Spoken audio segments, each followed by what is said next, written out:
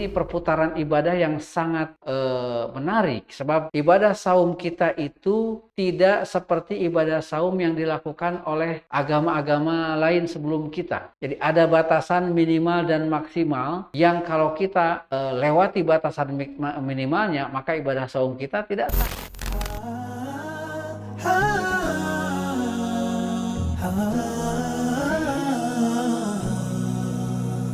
رمضان كريم كريم كريم.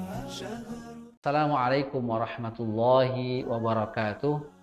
Alhamdulillah, salatu wassalamu ala rasulillah Muhammadin bin Abdillah wa ala alihi wa ashabihi wa mawala, amma ba'd. Sahabat TVmu yang Allah muliakan, alhamdulillah kita dapat bersua kembali pada kesempatan ini untuk terus menggali dan menambah pengetahuan kita tentang ibadah saum Ramadan. Pada kesempatan ini izinkan kami memaparkan sedikit tentang tema tentang waktu ibadah saum yang kita lakukan setiap hari selama bulan Ramadan. Bahkan tentang waktu yang kita lakukan setiap puasa, baik saum Ramadan ataupun saum di luar Ramadan. Nah, untuk menjelaskan hal ini, Allah Subhanahu wa taala telah berfirman dalam surat Al-Baqarah ayat 187, di mana Allah Subhanahu wa taala berfirman, wa kulu washrabu hatta yatabayyana lakumul khaytul abyadu minal khaytil aswadi minal fajr. Ya. Dan makan dan minumlah kalian sampai jelas, sampai nyata bagi kalian benang atau garis ufuk, ya, yang putih daripada garis ufuk yang hitam, ya, dari fajar. Nah, ayat ini menjelaskan sangat gamblang bahwa kita ini diperbolehkan makan dan minum di malam hari. Ya, di malam hari silahkan makan dan minum segala sesuatu yang dihalalkan, silahkan, tidak ada larangan. Ya, sampai kapan? Ketika datangnya fajar shadiq yang disebut. Fajar berwarna putih yang terbentang di timur, sebab fajar itu ada dua jenis, ada fajar kadzib dan yang kedua ada fajar shadiq. Fajar kadzib itu muncul sebelum waktunya sholat, dan itu kata Rasulullah kita tidak boleh sholat ketika muncul fajar kadzib. Kemudian akan muncul fajar yang kedua yang membentang putih di sebelah timur, dan itulah kita mulai diharamkan segala sesuatu yang tidak boleh kita lakukan ketika Ramadan. Dan itu juga yang menjadi penanda awalnya ibadah puasa, apapun ibadah saumnya, baik ibadah itu di bulan Ramadan ataupun di luar Ramadan. Jadi dengan terbitnya fajar di sebelah timur, itu menjadi penanda bahwa kita diwajibkan atau mulai diwajibkan untuk melakukan ibadah saum Ramadan. Nah, lalu kapan sampai kemudian fajar itu atau matahari terbit di sebelah barat, yang dalam tradisi kita, dalam pengetahuan kita ditandai biasanya dengan adanya azan maghrib. Nah, azan maghrib ini sebetulnya mengikuti kepada perputaran matahari, sehingga posisi matahari diukur dengan waktu, kemudian ditandakan dengan adanya azan maghrib.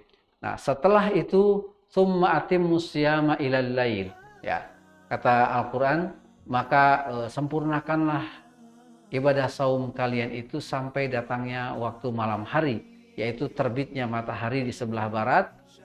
Kemudian setelah itu kita baru diperbolehkan berbuka puasa, dan dengan itu maka segala hal yang diharamkan selama ibadah saum kita diperbolehkan. Nah, makanya ini perputaran ibadah yang sangat menarik, sebab ibadah saum kita itu tidak seperti ibadah saum yang dilakukan oleh agama-agama lain sebelum kita. Jadi ada batasan minimal dan maksimal yang kalau kita lewati batasan minimalnya, maka ibadah saum kita tidak sah.